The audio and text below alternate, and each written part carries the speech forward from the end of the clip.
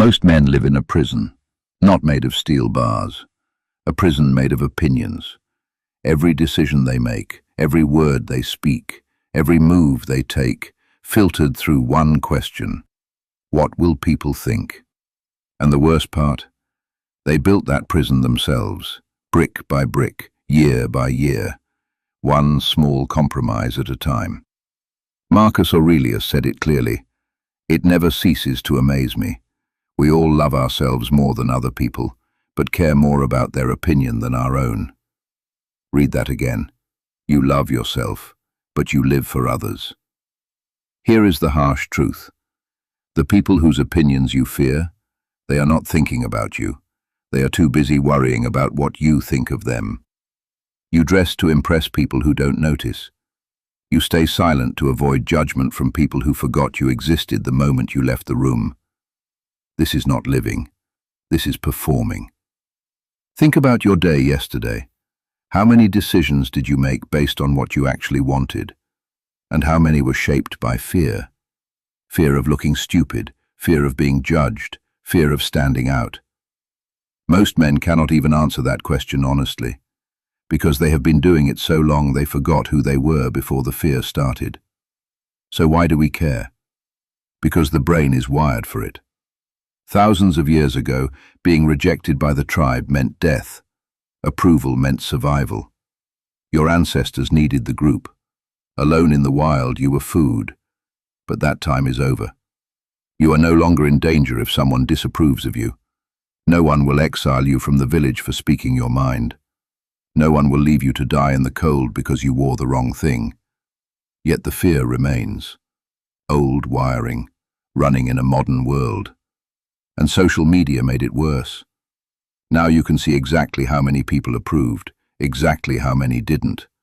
A number, a like, a comment, and your brain treats it like survival. This is not strength, this is addiction. The Stoics had a solution. They called it the view from above. Imagine looking down at your life from high above.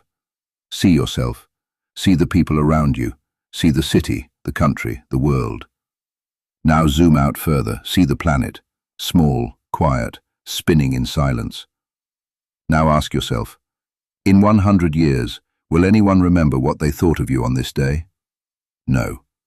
The opinion that feels so heavy right now, it is dust. Marcus Aurelius ruled the greatest empire in the world. He had power over millions, yet he wrote in his private journal, "How soon will you be forgotten? How soon will you forget others?" If the Emperor of Rome reminded himself that opinions are temporary, what excuse do you have to let them control your life? But the price of seeking approval is real. You shrink yourself to fit. You silence your ideas before they leave your mouth. You choose the safe path, the expected path, not your path. You take the job that sounds impressive instead of the one that excites you. You stay in relationships that look good from the outside and feel empty on the inside. You post what gets likes instead of what is true. And years pass, and you look back, and you realize you built a life that was never yours. Epictetus knew this. He was a slave. He owned nothing. His master once twisted his leg to show his control. Epictetus looked at him calmly and said, "You are going to break it." And when the leg snapped, he said simply, "Did I not tell you?" That is a man who had no fear of judgment, not because he felt no pain, but because he knew that no one could reach what was truly his. He said, "Make the best use of what is in your power, and take the rest as it happens." The Stoic man does not chase approval. He builds his own standard. He asks not, "What will they think?" He asks, "Is this right? Is this true? Is this who I want to be?" He speaks without rehearsing the reaction. He acts without waiting for applause. He fails without begging for sympathy. When someone criticizes him, he asks one question: Are they right? If yes, he is grateful. He just received free information. If no, their words have no power, because they are describing a version of him that does not exist. This is the Stoic shield. Not arrogance, not coldness. Clarity. Start small. Say what you actually think.